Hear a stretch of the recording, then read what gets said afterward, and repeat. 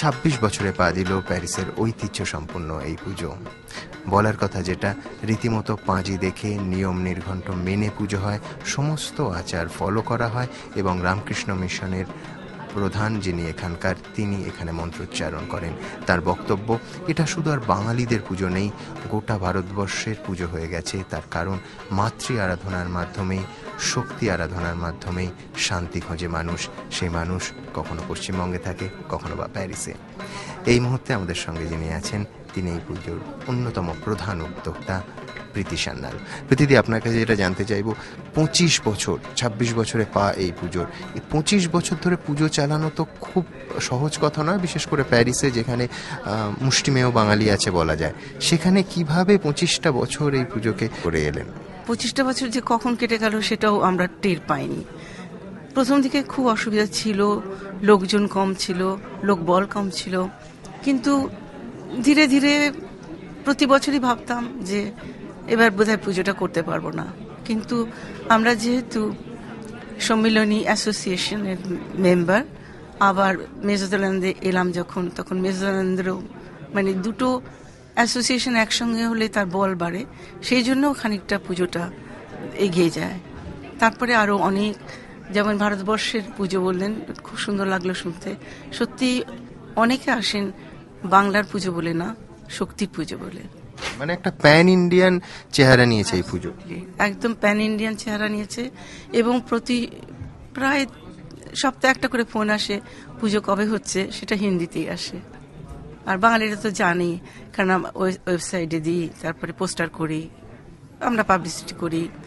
আর যাদের দেখছেন আমার চারপাশে, উনি আছেন প্রেসিডেন্ট, আর যিনি পুজো করছেন তিনি তো president Maharaj of Ramakrishna mission.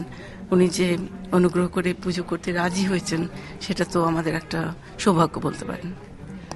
Ramakrishna মিশনের প্রেসিডেন্ট মহারাজ, তিনি আমাদের সঙ্গে কথা বলেছেন এই শক্তি আরাধনার ব্যাপারে, এই মাতৃ আরাধনার ব্যাপারে, বুঝিয়েছেন তার তাৎপর্য।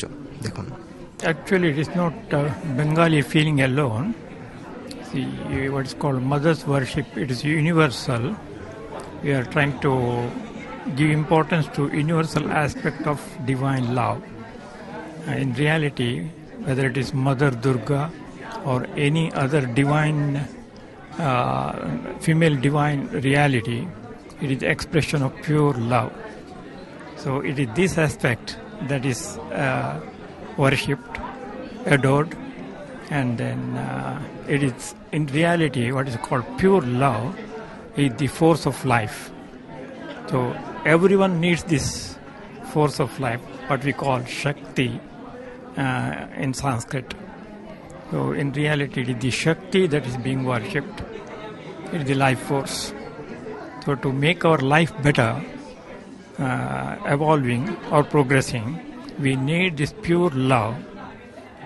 The source of pure love is Mother. As we see it in our everyday life, Mother has unconditioned love. So Mother also receives that love from that source. That source is called Divine Mother. এই যে অপরূপ দুর্গা প্রতিমা দেখছেন, কুমারটুলিতে তৈরি, এবং 3 বছর অন্তর নিয়ম করে প্রতিমার পরিবর্তন হয়। তারপর পুরনো প্রতিমা হয়তো চলে যায় কখনো সুইজারল্যান্ড, কখনো জার্মানি, কখনো ইংল্যান্ডের কোনো পুজোয়, আর এখানে নতুন প্রতিমা চলে আসে। এভাবেই নীতি মেনে, নিয়ম মেনে, কিন্তু আন্তরিকতার সঙ্গে 26 বছর ধরে পুজো হয়ে আসছে এই প্যারিসের মাটিতে, যেখানে বাঙালিরা এসে মাটির গন্ধ পান, পশ্চিমবঙ্গের গন্ধ পান, আর ভারতীয়রা এসে ভারতবর্ষের শক্তি আরাধনা, মাতৃ আরাধনার যে শতাব্দী পুরনো ট্র্যাডিশন, তার একটা অনুভব পান, যেরম রামকৃষ্ণ মিশনের প্রেসিডেন্ট মহারাজ আমাদের খানিকক্ষণ আগে বললেন।